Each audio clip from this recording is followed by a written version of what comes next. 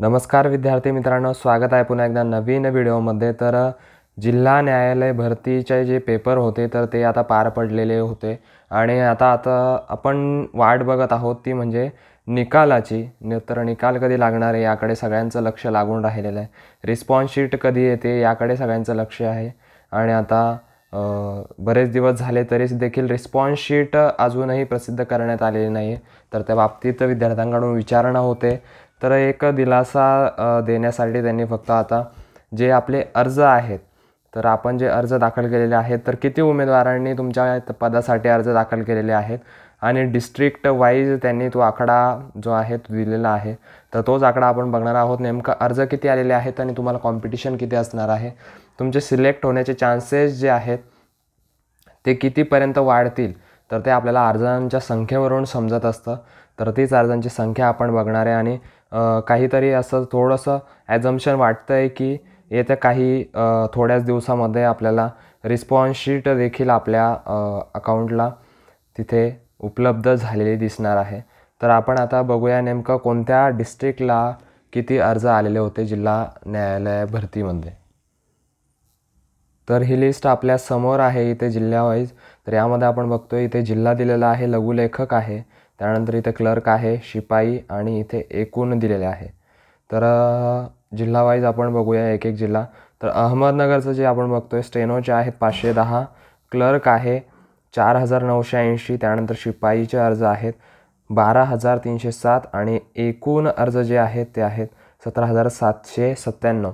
एकूण अर्ज जे आहेत ते लघुलेखक, क्लर्क आणि शिपाई हे 3 मिळून एकूण अर्ज संख्या इथे दिलेली आहे आपल्याला।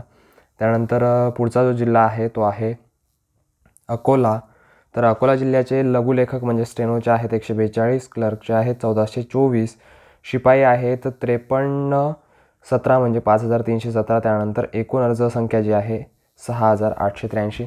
एकूण अर्ज संख्या सांगण्याची गरज नाही, कारण त्यावर एवढं काही डिपेंड नाही आहे, आपल्याला फक्त पोस्ट वाईज अर्ज किती आहेत तर ते बघणं महत्त्वाचं असणार आहे।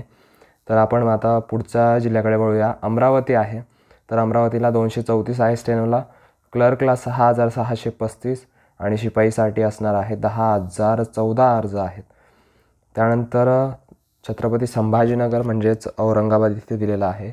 तर त्यामध्ये स्टेनोसाठी 124 अर्ज, क्लर्कसाठी 3196 अर्ज, त्यानंतर शिपाईसाठी 8156 अर्ज आलेले आहेत। त्यानंतर बीड जिल्ह्यामध्ये लघुलेखकसाठी 65 अर्ज आहेत, क्लर्कसाठी 2324 अर्ज आहेत, शिपाईसाठी 5287 अर्ज या ठिकाणी आलेले आहेत।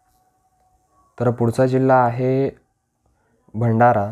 तर भंडारा जिल्ह्यामध्ये 58 अर्ज आहेत स्टेनोसाठी, त्यानंतर क्लर्कसाठी 977 अर्ज, शिपाईसाठी 2797 अर्ज आलेले आहेत। त्यानंतर बुलढाणा जिल्हा आहे, त्यामध्ये स्टेनोसाठी 163 अर्ज, क्लर्कसाठी 3185, शिपाईसाठी 9297 अर्ज। त्यानंतर चंद्रपूर जिल्हा आहे 184, त्यानंतर क्लर्कसाठी 2721, शिपाईसाठी 7007 अर्ज। त्यानंतर सिटी सिव्हिल मुंबई, तर त्यामध्ये लघुलेखकला बहुतेक पद तिथे नसतील त्यामुळे इथे अर्ज नाही आहेत। तर क्लर्कसाठी आहेत 6284, शिपाईसाठी आहेत 15688 अर्ज। त्यानंतर CMM मुंबई, त्यासाठी लघुलेखक म्हणजे स्टेनोसाठी 9 अर्ज आहेत फक्त। त्यानंतर 603 अर्ज जे आहेत ते क्लर्कसाठी आहेत आणि शिपाईसाठी 1260 अर्ज आहेत। त्यानंतर पुढचं बघूया स्मॉल कॉज मुंबई जे आहे।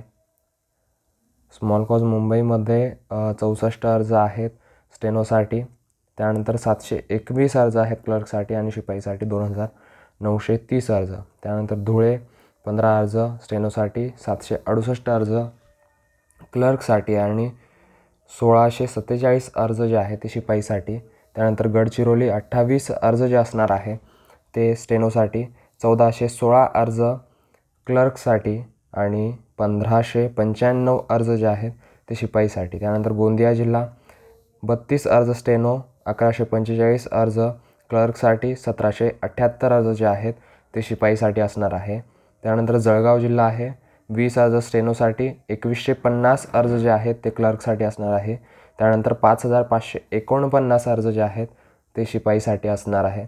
त्यानंतर जालना जिल्हा 68 अर्ज स्टेनोसाठी, त्यानंतर 817 अर्ज क्लर्कसाठी, 1510 शिपाईसाठी. त्यानंतर कोल्हापूर जिल्हा 101 अर्ज स्टेनो, त्यानंतर 3131 क्लर्क, त्यानंतर 8703 शिपाई. त्यानंतर लातूर जिल्हा 62 अर्ज स्टेनो, 1005 क्लर्क आणि 4054 शिपाई. त्यानंतर नागपूर 205 स्टेनो, 3807 क्लर्क आणि 7026 शिपाई. त्यानंतर नांदेड 52 स्टेनो, 1626 क्लर्क आणि 3392 शिपाई. त्यानंतर पुढचे जिल्हे बघूया. त्यानंतर आहे नंदुरबार. तर नंदुरबारचं 64 अर्ज स्टेनो, 894 अर्ज क्लर्क आणि 4534 अर्ज शिपाई. त्यानंतर नाशिक 315 स्टेनो, 7943 क्लर्क, 12243 शिपाई.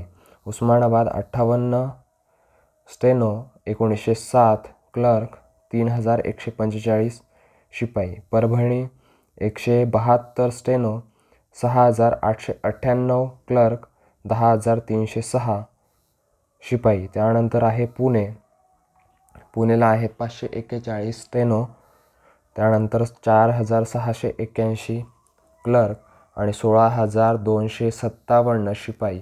त्यानंतर रायगडसाठी आलेले आहेत 168 स्टेनो, त्यानंतर 2427 क्लर्क आणि 5585 शिपाई.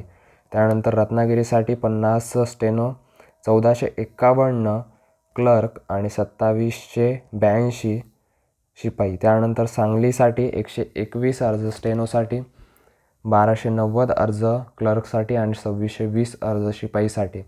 त्यानंतर सातारा आहे 210 अर्ज स्टेनोसाठी, 2680 अर्ज जे आहेत ते क्लर्कसाठी आणि 5440 अर्ज शिपाईसाठी. त्यानंतर सिंधुदुर्ग आहे 32 अर्ज स्टेनोसाठी, 876 अर्ज क्लर्कसाठी आणि 2982 अर्ज जे आहेत ते असणार आहे शिपाईसाठी. तर पुढचा जिल्हा आहे सोलापूर.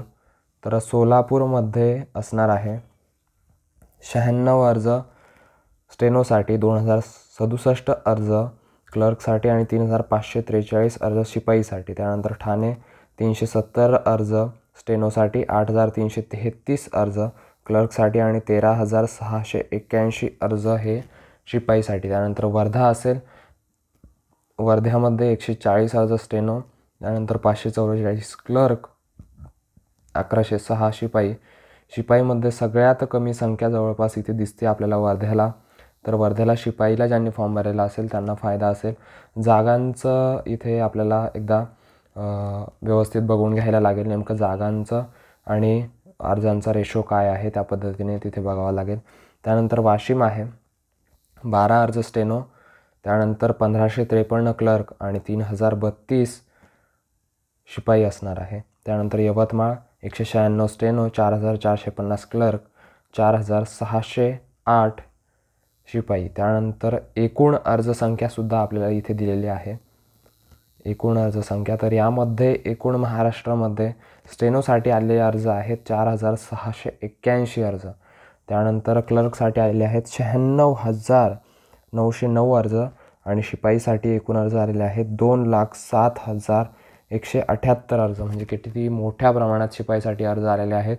आणि क्लर्कसाठी सुद्धा आहे, पण स्टेनोमध्ये तेवढी कॉम्पिटिशन आपल्याला बघायला मिळत नाही आहे. 4681 अर्ज आहेत फक्त.